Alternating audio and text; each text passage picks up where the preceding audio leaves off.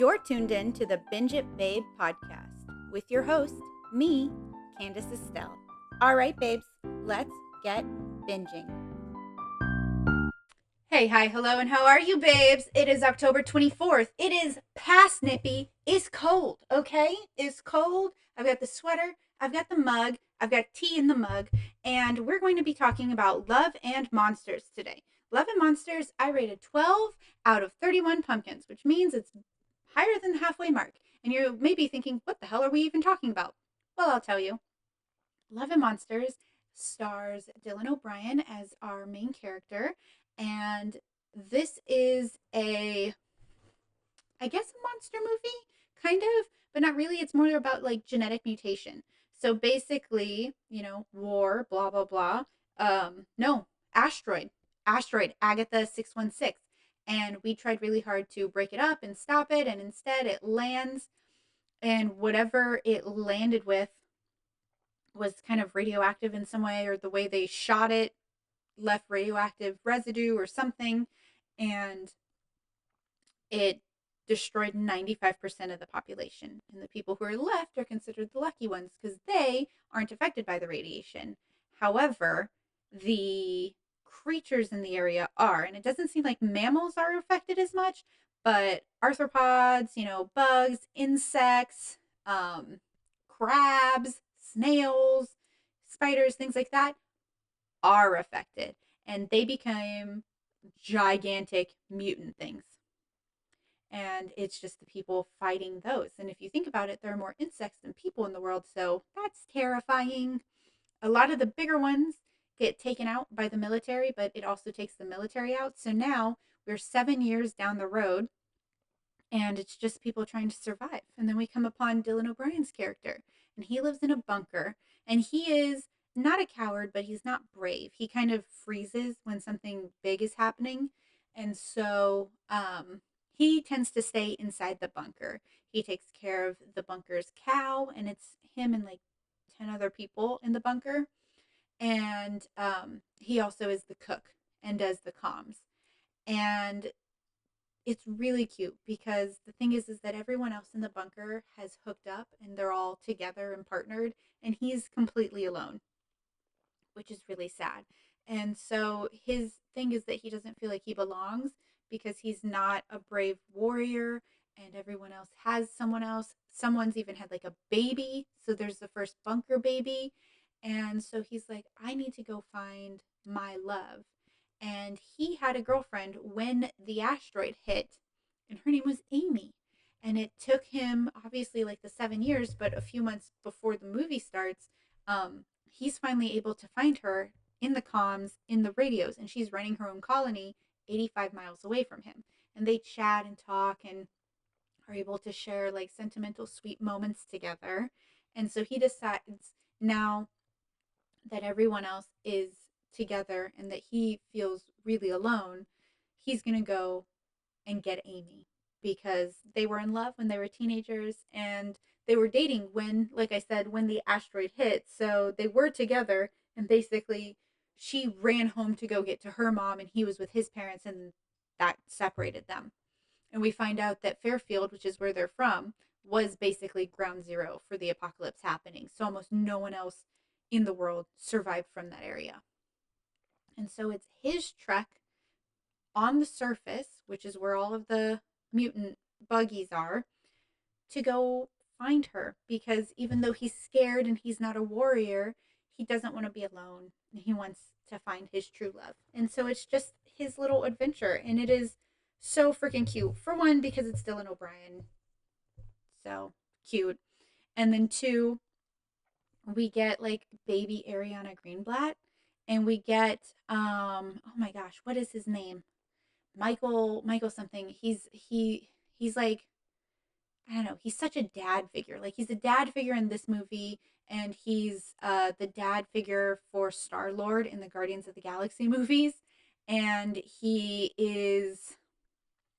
also appears in the newer Suicide Squad movie, but he's only in there for like a moment. So it's kind of like his journey along the way. His whole team doesn't want him to go, and he's like, no, I have to go. Like, I don't really contribute. And they're like, what are you talking about? You make the minestrone, because he makes really good soup. And he just kind of, I think it's like a coming of age. He's already of age, obviously, he's in his 20s, but it's more just like a finding yourself adventure, but in the apocalypse. And as he goes, he gets rescued at one point by the best dog in the world. Sorry, Domino, but like this dog is so cute, and his name is Boy, and he has his own little bus where he was with his girl. We don't know who she is or what she looks like. She's obviously gone at this point, but Boy stays in the bus and like protects the stuff, and it's really sweet. He loves her a whole bunch. We just don't get to see her. So that's a little bit sad. But the dog is so cute. He's so cute. Oh, I get cuteness aggression just thinking about it. Domino gets normal aggression and just barked the entire time we watched this movie because he was upset that a dog existed, apparently. And Boy is like a big part of the movie. So anytime he was barking or something, Domino was upset. And then I was upset. So then Domino and I were fighting, and it's just a thing. Um, but basically, Dylan O'Brien's character leaves the bunker and is traveling, almost gets hurt by like a frog. The dog is able to attack the frog and saves him. And then they spend the night in the dog's bus together, which is really cool because he has it rigged so that he can open the door and close it. Like, obviously, his previous owner rigged it. And then he sleeps with his previous owner's dress next to him, which I think is very cute. And Dylan O'Brien's character the whole time is like drawing the monsters. So he's making a whole like field guide for all of the mutants and what hurts them and what doesn't from his adventures. And he's a really good artist, so it's really cool. At one point, Boy saves him from like eating some poison berries, and he's like, they look good. And he goes, okay, I guess I won't eat them, and draws it. So making this entire guide, like I said, they meet little Ariana Greenblatt. This must be the first thing I saw her in. And if you're like, who the hell is Ariana Greenblatt? She's also in like 65 million years, and she is America Ferrer's daughter in the Barbie movie. And I think she plays little Gamora in some of the Marvel stuff, like Infinity War or Endgame. No, I think it's Infinity War. So she's in quite a bit. She's got very distinctive eyebrows. Like, I don't know why, they're just a little darker than you would expect, I guess. So I recognize her always almost immediately. She's very cute. And it's really fun getting to see her grow up because I've been basically an adult the whole time she's been on the screen. So you get to see her grow up, and it's interesting because like in this movie she's supposed to be around 8 or 9, and then in Barbie she's like in high school, and it's like, oh my god, that is how fast time flies, especially with children. Like, they change so much, and every year, and it's fun.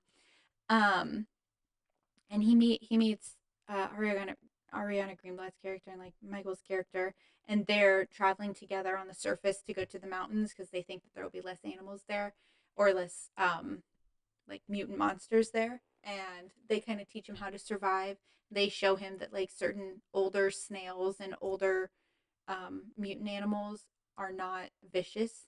They just want to be like left alone and calm and stuff like that. You can tell in their eyes.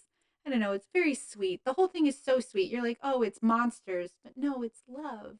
The whole thing is just him figuring out love, like loving himself, loving the people around him, loving Boy, the dog. It's so cute. He's such a good dog.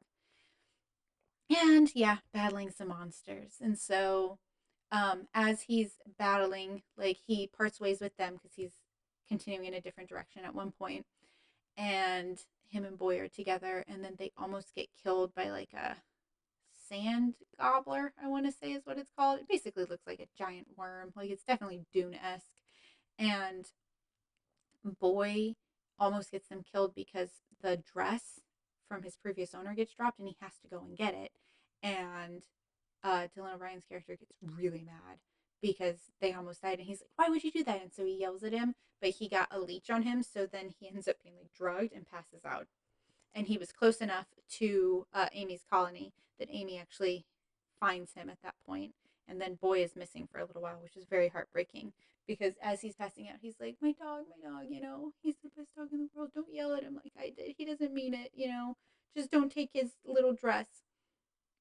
And then we're at the colony with Amy, and we find out that Amy doesn't want to be with us really. Like, not right now. She's running a colony. She lost whoever she had been dating for the last however many years the year before, and she's just kind of surprised that he's even there and that he survived the journey. And so for her, she's just like, it's really great you came. It's so romantic. I'm just not ready for this type of thing right now.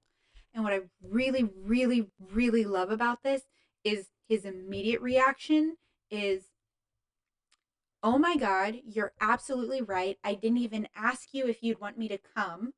I didn't ask you anything. I got so excited that I just went on this journey and I didn't even consider you. And that was really selfish. And I'm sorry. It's not defensive. It's not, I'm owed you because I went 85 miles. Nope. It's none of that. It's, I'm sorry. And you're right. And I absolutely love it. I love it. And it allows him to also stop and think about what he values in life. And he calls his colony. They're all so happy that he survived. And he checks his map, which he hadn't looked at like the backside prior. And he realizes they all left him like little messages of love, you know, and hoping that he would return. People don't usually survive on the surface for very long. So that's why they're all like very nervous about it.